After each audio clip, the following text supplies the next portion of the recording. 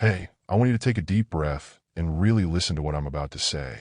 If you're here, it's likely because you're facing one of the most frustrating, gut-wrenching emotions, losing someone you care about. Maybe it was sudden and caught you completely off guard, or maybe it was a gradual pullback that left you feeling confused, hurt, and unsure of where it all went wrong. But here's the truth. This isn't the end. Not for you, and maybe not even for the relationship. Today, I'm going to walk you through exactly how to get her back. Not by begging, not by pleading, but by changing the way you approach the situation, changing your mindset, your actions, and ultimately, your life. This isn't just about fixing the relationship.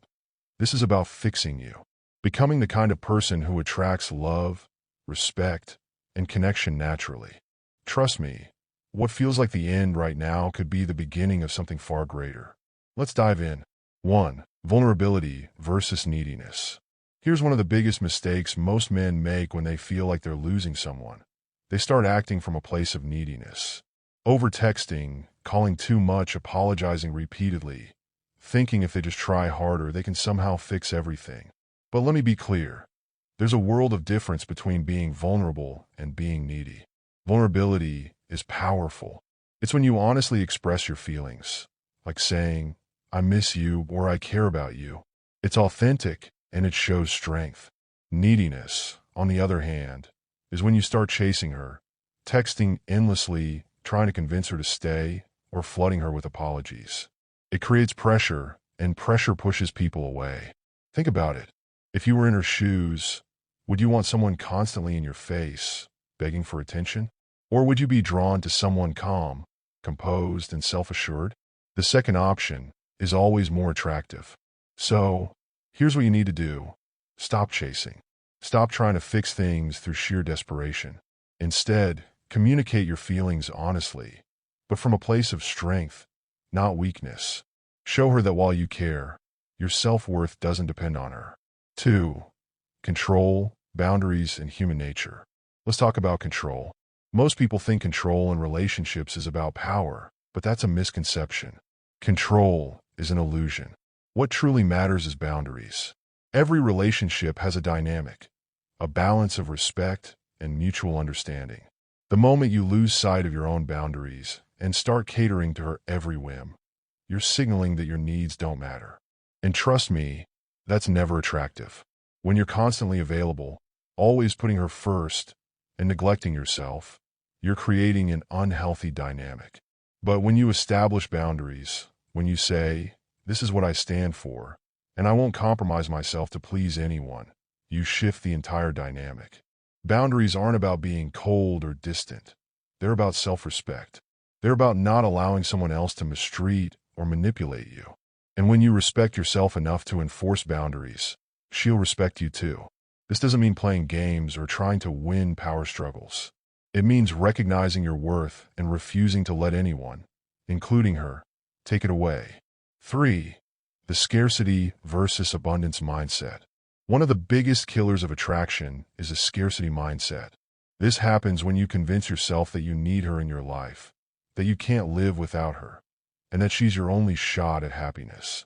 When you think this way, you're focusing entirely on what you might lose, not on what you can gain. Here's the shift you need to make.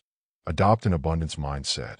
An abundance mindset means recognizing that you are valuable, that you are enough, and that your happiness doesn't depend on any one person. It means knowing that if she walks away, you'll still be okay. When you approach life with an abundance mindset, everything changes. You're not chasing her out of desperation. You're inviting her into your life because you want her there, not because you need her there. And if she doesn't come back, you'll still be thriving. Women are naturally drawn to men who value themselves. It's not about arrogance or selfishness. It's about self-respect. Focus on your worth, and you'll notice a dramatic shift in how people respond to you. 4. Breaking the cycle of obsessive thinking. Let's address the elephant in the room. You can't stop thinking about her. She's on a constant loop in your mind, and you're replaying every conversation, every text, every moment, wondering where it all went wrong. But here's the thing, you're not addicted to her. You're addicted to the idea of her. Obsessive thinking happens when you focus entirely on what you don't have, rather than what you can create for yourself moving forward. This mental loop keeps you stuck in a cycle of self-doubt, confusion, and frustration. Here's what I want you to do. Stop trying to analyze what went wrong. Instead, focus on what happens next. Break the cycle by redirecting your energy toward yourself. Start building new habits, pursuing new goals, and exploring new passions that have nothing to do with her. This isn't about distraction. It's about creating a life so full and fulfilling that it naturally pulls you out of the obsession. When you stop centering your world around her and start centering it around yourself, you'll notice something incredible. The obsession fades and clarity returns. 5. Rebuilding yourself and regaining control. Now we come to the most important step, rebuilding you.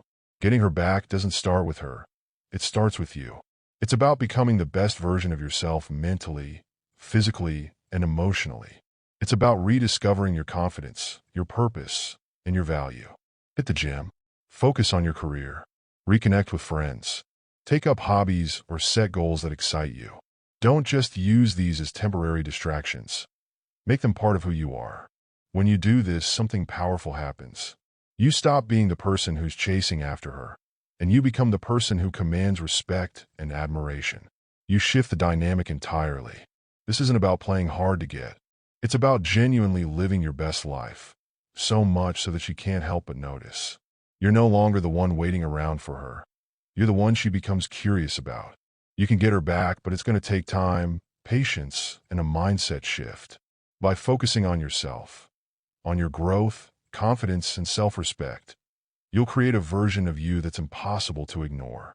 Whether she comes back or not, the journey will be worth it, because in the process, you'll gain something far more valuable than a relationship: a renewed sense of purpose, confidence, and understanding of your own worth.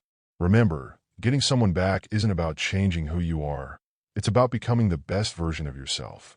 Someone who doesn't chase, but attracts.